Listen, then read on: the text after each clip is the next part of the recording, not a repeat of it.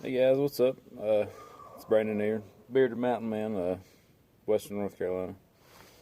It's 5 p.m. and it's about 40-ish degrees out here. Figured to make a quick video on splitting some wood. I know a lot of people know how to do it, or think they know how to do it, or try to do it, and it's basic concept: just pick up a go devil or split them all and start going to town. But there's a little more to it than that. There's different types of wood and all that good stuff. So today we got a little bit of a variety.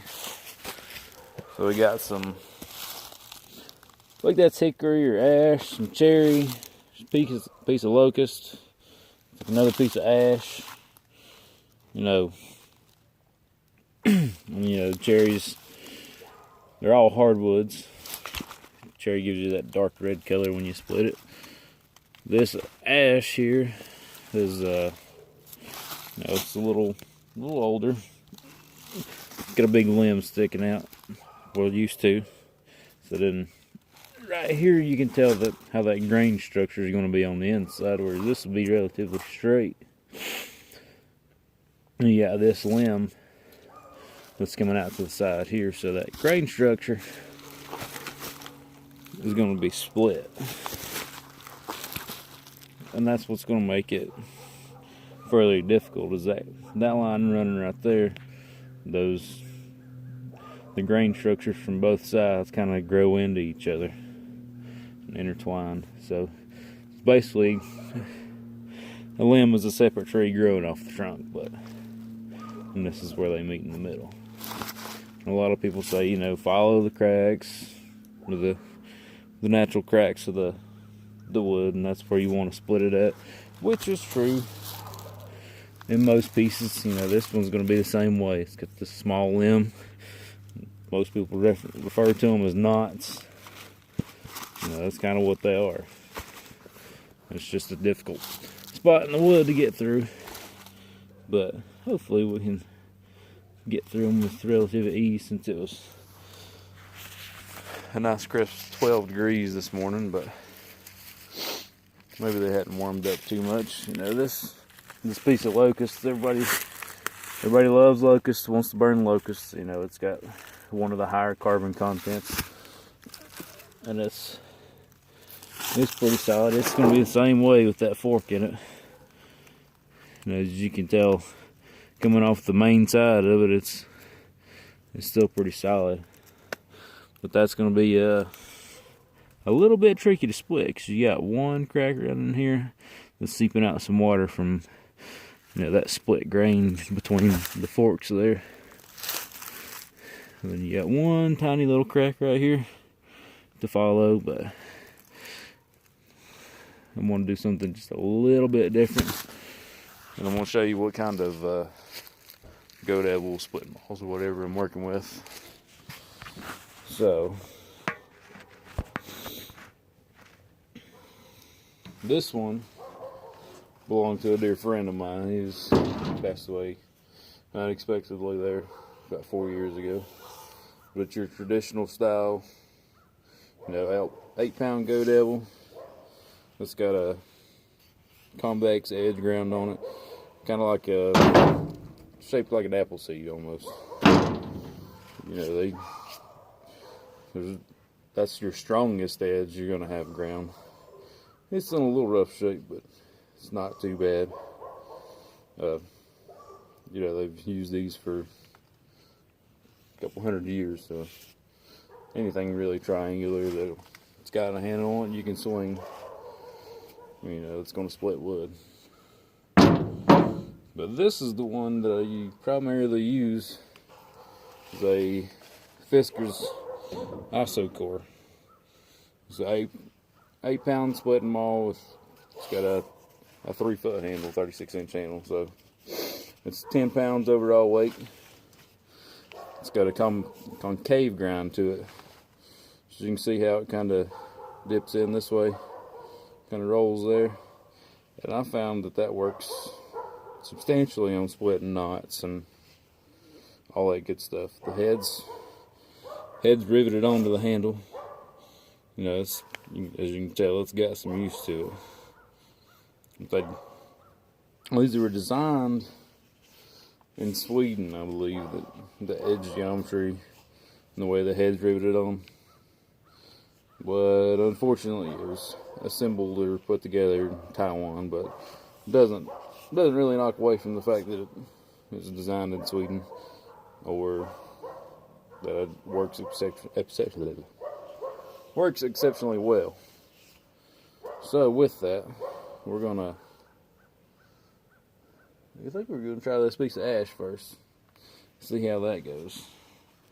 We're gonna try it with the Fiskars.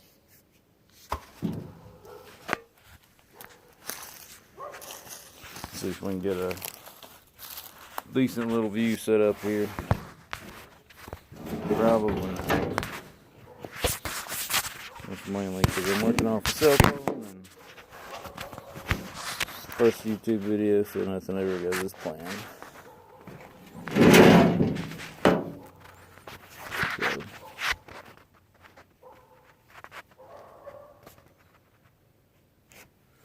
Alright.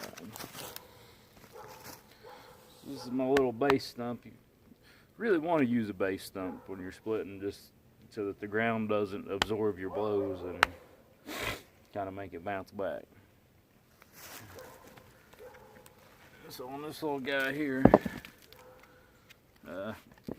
we're gonna go off the trunk first, off this big split right here.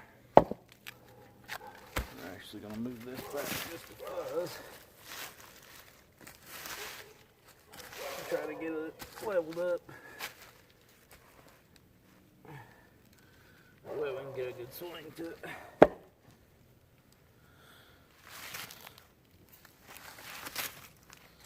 So, not working with a whole lot of room right here, but you get it. Anybody that's got a wood pile kind of runs out of room eventually. But so a couple of different ways to swing a Go Devil. And you really want to make sure you got plenty of clearance around, no trip hazards, all that good stuff, no safety issues. So there's a couple different ways to do it. You know, some people just come straight up, and you change the weight of it by where your grip is. If you grip up here close to the head, it's not as heavy as it is if you do it down here. A lot of people say that going with a lighter 6-pound maul, or it's all about velocity, not your weight behind it, but I don't find that to be quite true. So the way I normally do it is I'll grab the head and the base of the handle, pretty good grip. I'll come over the top.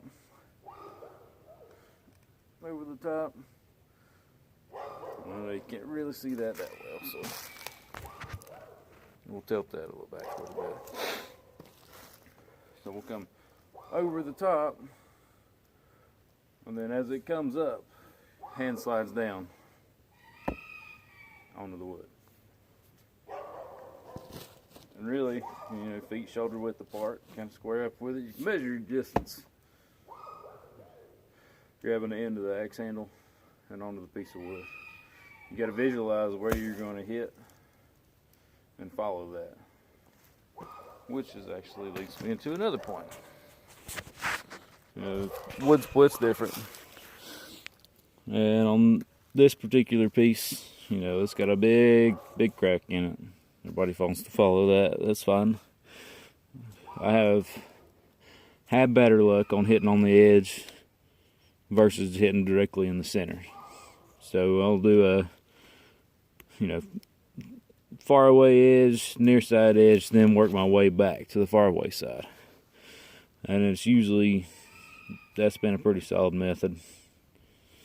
And it's, if it doesn't split, you keep working the outsides and working back in center. Hey, Molly. Hey, Molly. My dog. One of my 4 dogs. But So yeah. Then as another thing that goes on,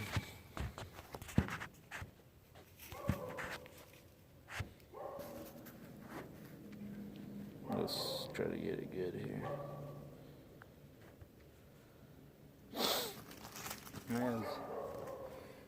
As you swing up and come up to the top, I know for me to get a full use of power, it's kind of like doing a power clean. I'll come up on my toes. So when I come up, I'll come up on my toes just to get a little more leverage. And then on your downswing, you're pulling in from your core, from your lats, back straight, bend at the hips, and putting everything you can into it to ensure you get a full power of the swing. Because a wasted, a half-ass swing it's just a waste of energy. So here we go. We're gonna see how this goes.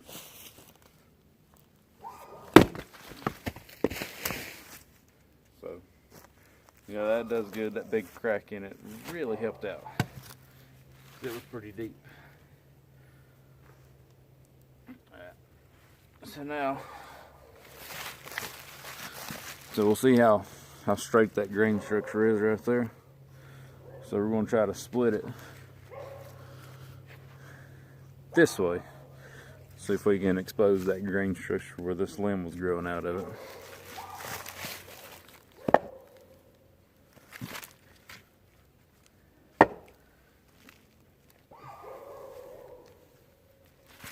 I don't really have a method to this one. I'm just going to see how we can do this. That's really what I should have done was split on that side, which I don't think that it's going to stay in now. But I really want a cross section of it, so we're going to see how that goes.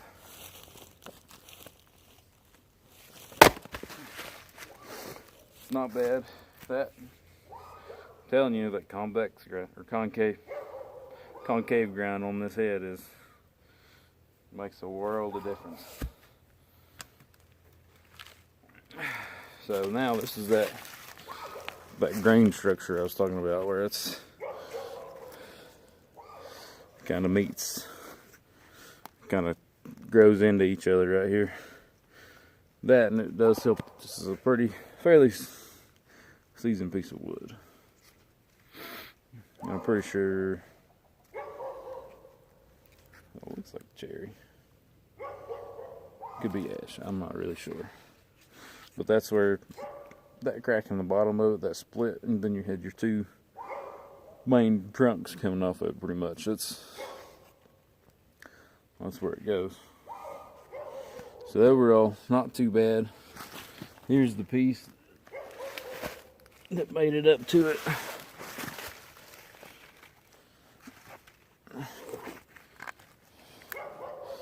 Just like that. That's your grain where they grow together. You can see here it's a little more detailed on that grain structure there. But so let's try.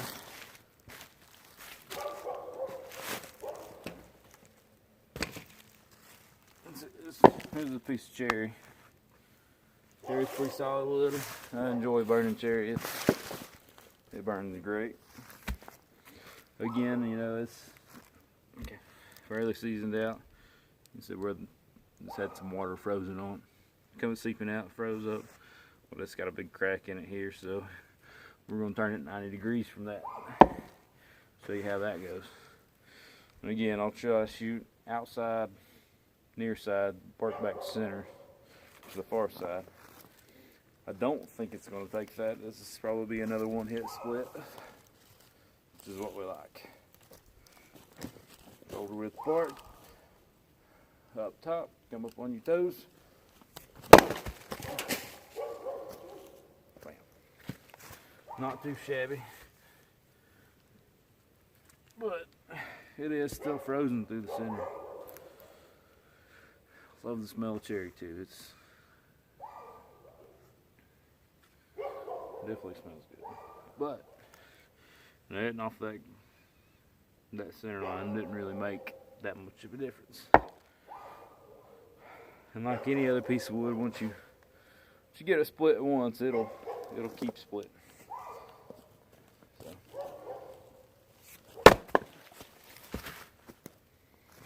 That one's stuck in the base stump, so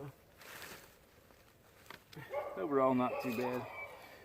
Cherry's a hardwood, but it's easy to split. I'll take it down one more time.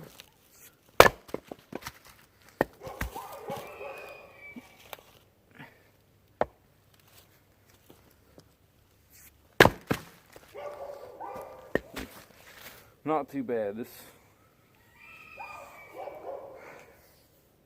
probably one of my best investments for splitting my hand. I think when I bought it, it was $60. Prices came down to about 40 now. You can get it off Amazon, or I think Tractor Supply carries them too. So now this piece of locust. Anybody and everybody that's ever split yellow locust does not like it. Love to burn it, don't like to split it by hand. It is tough. So, with this being shorter here and offset, we're gonna split right down the middle of it. That goes against a lot of things, but if we can get that grain to split. Because it's good, it's going to have the same grain structure as this piece where these two were growing. This was growing out of the main trunk. So if we can hit here and split this grain structure and split it off, then we won't have to work around that knot or anything.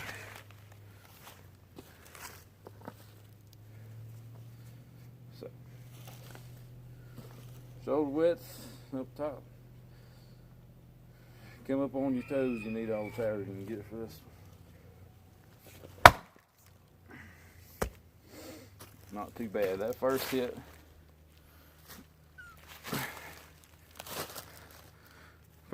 right in the middle. You can kind of see it on video. There's a crack right there. You probably see it on this side a little better. But it did split it all the way down where that grain structure goes, which is what we wanted. It's what we're looking for. And as tight as that grain structure is, whenever it's down, head sunk in probably down at least 1.5 inches or so, and it popped it right out, squeezed it to where it popped right out. So now we should come apart on this one. And there we go.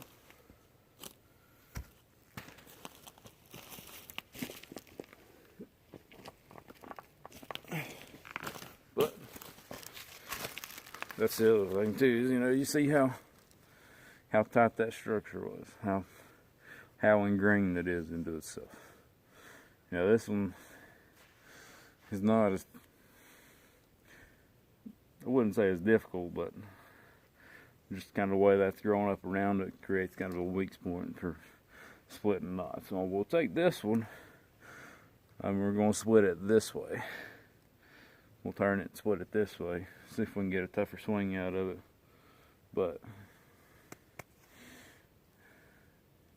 it does help that it's been low teens this week, the past few days. It definitely makes a difference on splitting wood. It's colder it is for the wood for that water to solidify. It's definitely makes a big difference. So, it doesn't look that great, but we're gonna try it out.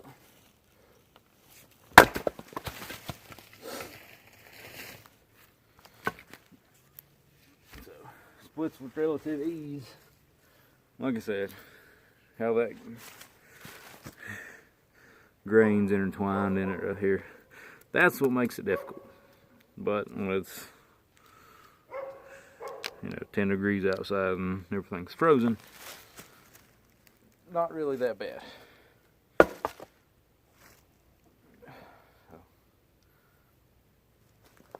Figured I had a few more pieces here that would give me a little more trouble, but oh no, it's not too bad. It's kind of a long video. It's first video, but that's about all I got for on how to split wood as far as Western North Carolina goes. I've got a few little more tips and tricks. I'll put on more videos. I wouldn't really say hacks, but it's definitely speeds up the process when you're hand splitting. But we'll make another video here next week or so. We'll see how it goes. But for now, I've got,